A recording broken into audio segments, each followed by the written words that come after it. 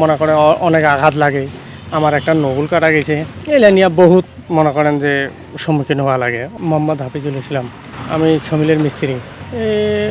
16-17 বছর, 8-9 বছর আছে। সমিলে কাটা গেছে মিলের বেলেট দিয়া। না, বুঝতে পারছি, আঙুলটা মনে করেন যে বেলেটের সামনে আমার হাত ছিল, তো এই কাটে বাড়ি লেগে মনে করেন যে হাতটা পিছলে যায় বেলেটের সামনে গেছে।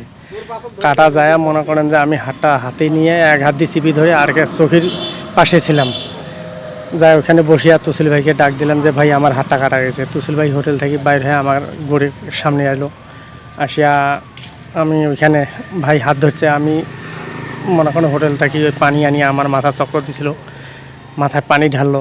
পানি ঢালার পর আমি শরীরে সম্পূর্ণ কাপড় চোপড় চেঞ্জ করিয়া আমরা অটো নিয়ে চাকাই হাসপাতাল গেছি। চাকাই হাসপাতাল থেকে আমরা ওইখানে ট্রিটমেন্ট নিতে পারিনি, তখন আমরা মেডিকেল গেছি।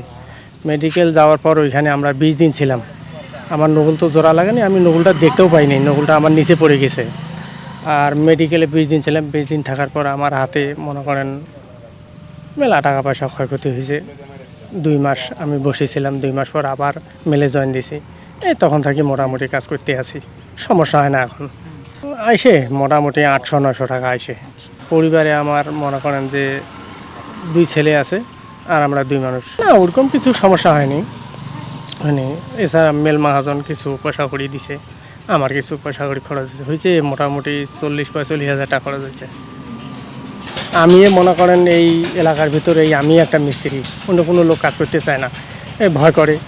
এত বড় মোটা মানে ওজনের কাজ করতে চায় না কেউ, কাছে এগুলো কাজ খুব ভারী, খুব ভয়ানক ওজনের। আবার আমার আঙ্গুল কাটা যাওয়ার পর ওনারা আরও বেশি ভয়, এই কাজ করতে চায় না। বড় ছেলে সরকারি পাইলট স্কুলে পড়ে খানসেমা, আর ছোটো ছেলে প্রাইমারিতে পড়ে, ক্লাস 4-এ পড়ে। ছেলেদেরকে নিয়ে স্বপ্ন দেখি যে লেখাপড়া ভালো যদি করতে পারে, সে লেখাপড়ার উপরে নির্ভর করবে।